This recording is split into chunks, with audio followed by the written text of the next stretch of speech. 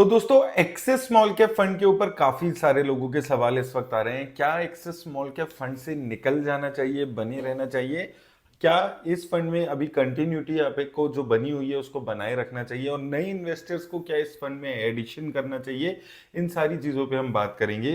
तो access small cap fund के बारे में अगर हम यहाँ पर डिटेल्स में बात करते हैं, लगभग 24,000 करोड़ के आसपास का एसेट अंडर मैनेजमेंट है। एक्सपेंस रेशो 0.54% के आसपास तक यहाँ पर पहुंच चुका है। और अगर आप यहाँ पर बात करें इसके सेक्टर्स एलोकेशन में, तो financial, capital goods, health care और कंस्ट्रक्शन सेक्टर कुछ सेक्टर्स हैं जिसमें ये फंड इन्वेस्ट कर रहा है। इसके साथ साथ अगर आप कंपनीज के लेवल पे बात करेंगे तो कंपनीज में आपको ब्लू स्टार, ब्रिगेड एंटरप्राइजेस जैसी कंपनीज आपको देखने को मिलेंगी। इसके साथ चोलामंडलम फाइनेंस, कृष्णा इंस्टीट्यूट, तो इसमें से काफी सारी कंपनीज हैं जो काफी टाइम पहले से ये फंड इन्वेस्ट कर रहा है। तो बहुत ज्यादा चेंजेस पोर्टफोलियो में जनरली नहीं करता है फंड, सिमिलर कंपनीज को पोर्टफोलियो में लेकर चलता है और उसी स्ट्रेटेजी को अपनाकर ये फंड अपनी इन्वेस्टमेंट सारी करता है। और इस वक्त भी अगर आप देखेंगे तो सिमिलर लेवल्स पे कंपनीज को आपको देखने को मिलेगी। यहाँ पर अगर आप देखेंगे तो आप देख सकते हैं जो ये इसके पोर्टफोलियो में कंपनी है, ये काफी पुरानी कंपनीज हैं। कोई 2017 में इसने ऐड की थी, कोई 21, 22, 20, तो पुरानी लेवल से ही ये कंपनीज को अपने पोर्टफोलियो में बनाकर चल रहा है। अब इस फंड की जो सबसे बड़ी दिक्कत है, जो यहाँ पर मैंने पहले भी वीडियो में बात की थी, वो फ्रीक्वेंटली जो इसके फंड मैनेजर्स चेंज हो रहे हैं, वो सबसे बड़ी दिक्कत है। यहाँ पर अगर आप देखेंगे, पहले अनुपम तिवारी जी और हितेश दास जी इस फंड को देख रहे थे, फिर श्रेयस देवलकर जी इस फंड को देख रहे थे। अब फिर से इसके फंड मैनेजर चेंज हो गए। अब 3 फंड मैनेजर, जिनमें से तेजस सेठ जी इस फंड को यहाँ पर मैनेज कर रहे हैं। अब यहाँ पर सबसे बड़ी दिक्कत ऐसे फंड के साथ यही आती है कि अगर लगातार फंड मैनेजर चेंज होगा तो क्या स्ट्रेटेजी फंड की चेंज हो जाएगी? वो अभी तक यहाँ पर देखने को नहीं मिला है, क्योंकि जो पुरानी कंपनीज थी उन्हीं में ये फंड अभी भी पैसा लगाकर चल रहा है। ऐसे बहुत फ्रीक्वेंट चेंजेस इस फंड में अभी तक हमें देखने को नहीं मिले हैं। अब सबसे इंपॉर्टेंट बात आती है, रिटर्न्स कैसी इस फंड की रही है। तो अगर हम रोलिंग रिटर्न्स में यहाँ पर चलते हैं, 3 साल की रोलिंग रिटर्न्स का पीरियड अगर हम यहाँ पर देखते हैं, 2014 से अगर हम देखते हैं तो 2014 से लेकर 2018 का पीरियड था जिसमें ये अपने बेंचमार्क इंडेक्स जैसी ही रिटर्न्स दे रहा था, बहुत ज्यादा अच्छी रिटर्न्स नहीं थी।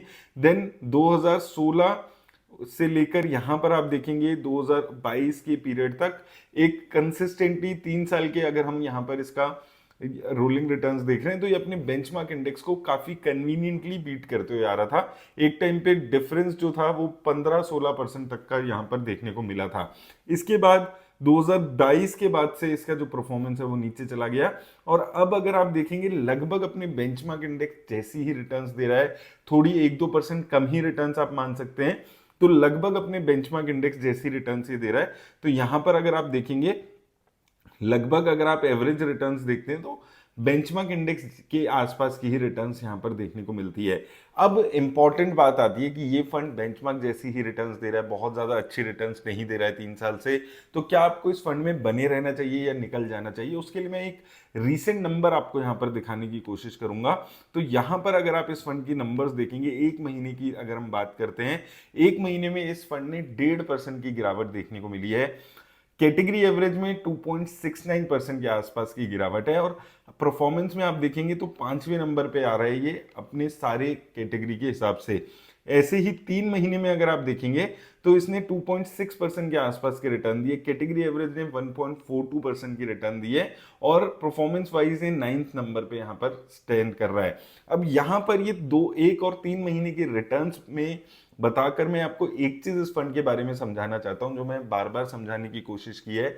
ये ऐसा फंड रहा है हमेशा से, अगर मार्केट बहुत अच्छा परफॉर्म करेगी, 70-80% की रिटर्न आएगी, तो शायद ये फंड उस हिसाब से परफॉर्म ना कर पाए जैसा कि आपने पिछले 2-3 साल में देखा है। लेकिन जब मार्केट में गिरावट देखने को मिलती है, जब मार्केट में बुरा वक्त आता है, तो ये फंड है जहां पर डाउनसाइड की जो प्रोटेक्शन है वो आपको हमेशा देखने को मिलती है, क्योंकि बहुत ज्यादा रिस्क नहीं लेता है, with in small cap category stable companies में अपना पैसा ज्यादा लगाता है।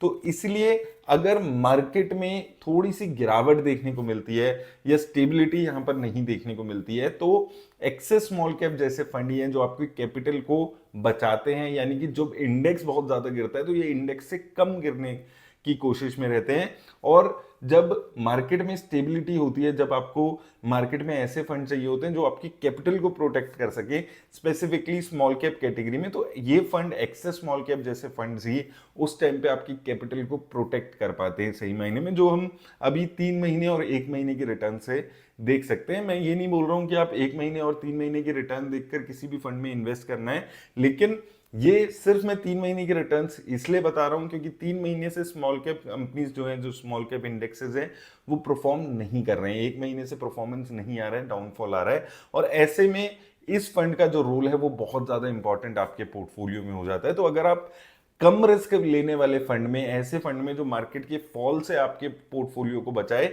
या कंपैरेटिवली कम गिरे, मैं ये नहीं बोलता हूं कि एक्सेस स्मॉल कैप में गिरावट नहीं आएगी अगर मार्केट में और फॉल आता है, लेकिन ये ऐसा फंड रहा है जो कंपैरेटिवली कम गिरेगा, कम रिस्क ले रहा है।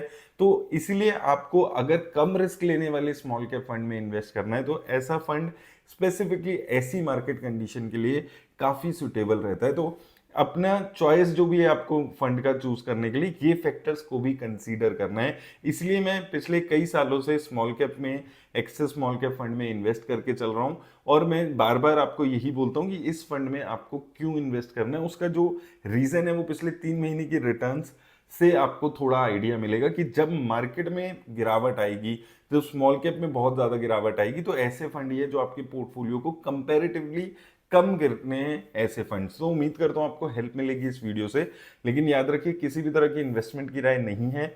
आपको फंड के रिस्क को समझकर इन्वेस्ट करना जरूरी है। अगर आपको ज्यादा रिस्क लेने वाले फंड्स में जो बेटर रिटर्न शायद दे पाए इन्वेस्ट करना है, तो उसके लिए सेपरेट वीडियो, सेपरेट फंड्स में हमने बात की, आप उन फंड्स को चूज करके वहां पर इन्वेस्ट कर सकते हैं। मेरी तरफ से बस इतना ही। धन्यवाद।